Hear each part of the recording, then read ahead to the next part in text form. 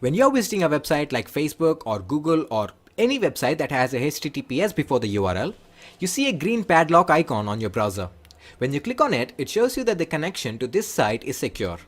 Your browser shows you this padlock icon because the website you're visiting uses HTTPS, which stands for HTTP Secure.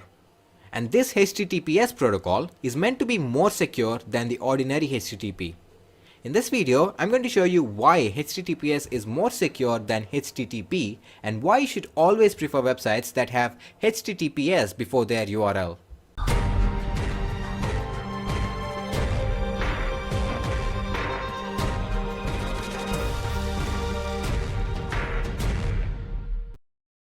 HTTP stands for Hypertext Transfer Protocol. It is a protocol followed by all the servers and browsers on the web to exchange messages. For example, let's suppose Facebook.com is not using HTTPS, but it's only working on the ordinary HTTP protocol.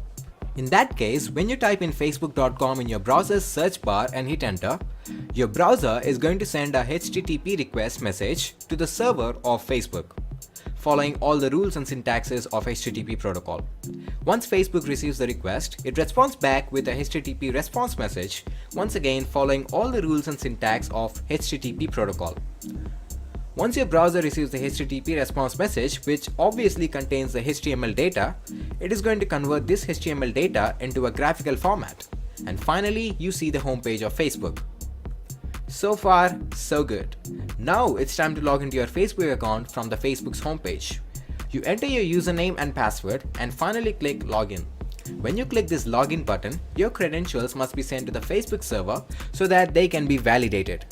Obviously, your credentials are sent to the server in the form of a HTTP message. Well, did you find anything risky here? Since HTTP messages are not encrypted, the credentials that you're sending to the Facebook server are in plain text. Anyone on your network can sniff the HTTP packets that you're sending to Facebook server, and they can easily retrieve your username and password from the same HTTP message, since everything is in plain text. So, your Facebook account is compromised. In order to avoid this, we need to make sure that our username and password are encrypted so that even if someone is sniffing all our packets, they will still not be able to retrieve the username and password in plain text form, and all they will have is encrypted data, which can't be made any use of. So, let's say that before we even send the HTTP message to Facebook server, we encrypt the whole message first, so that we know no one can retrieve our credentials other than Facebook. Now, is everything fixed and secure if we do this? You might say yes, but technically there is still a vulnerability even after we encrypt all the messages. What if a hacker is still acting as a man in the middle and sniffing all your packets? In this case, when you make a request to Facebook.com, the hacker can simply send you a fake Facebook login page or a phishing page as a HTTP response message pretending to be Facebook. If you're not careful and log in with your Facebook credentials using that fake Facebook page that the hacker sent you, your account is again compromised, since a hacker can easily record your username and password as you have logged in using the fake page that he created. So, we need to actually fix two things here. 1. Encrypt all the messages. 2. Make sure that we are communicating with the real web server and not with a hacker or a third party. HTTPS can solve these two things at the same time.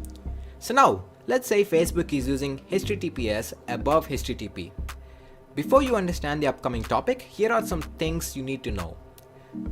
A public key is used to encrypt the data. A private key is used to decrypt the data, which is encrypted with the corresponding public key.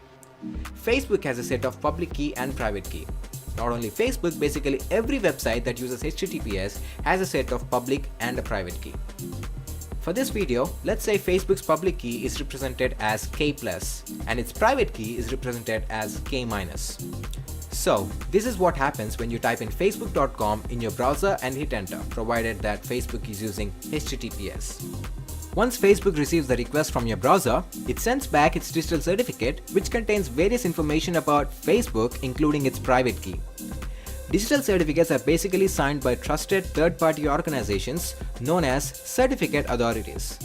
All the certificates issued by the certificate authorities are digitally signed with the private key of the CA. Your browser by default has all the public keys of various trusted certificate authorities.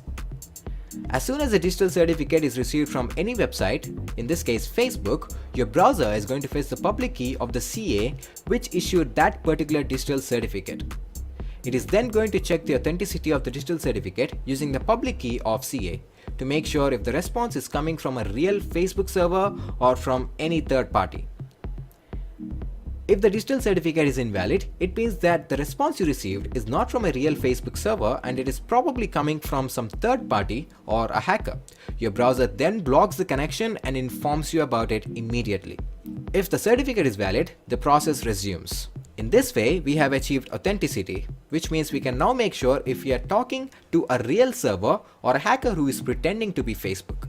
Now, once the digital certificate is validated, your browser generates a symmetric key which can be used to both encrypt and decrypt the data.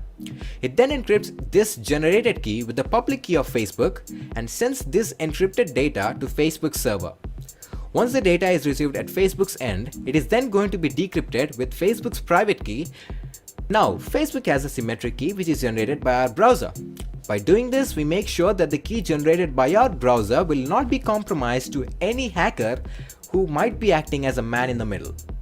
From now on, all the data that is exchanged between Facebook and our browser is encrypted with this symmetric key that is generated by our browser. Since no one except Facebook and ourselves know this key, our data is completely safe. So when we type our username and password and click login, our credentials are going to be first encrypted using this key, and only then they are sent to the Facebook server through the internet.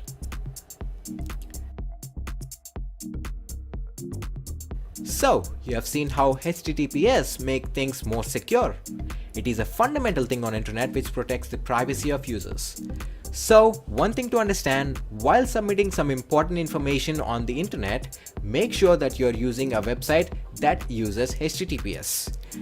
Alright, thanks for watching this video. Hope you learned something new from this video. If you like this video, don't forget to leave a thumbs up below, and if you don't like it, feel free to leave a thumbs down below. And also comment down below what you think about the video. Thanks for watching, subscribe for more awesome videos, and I'll meet you in the next one. Cheers!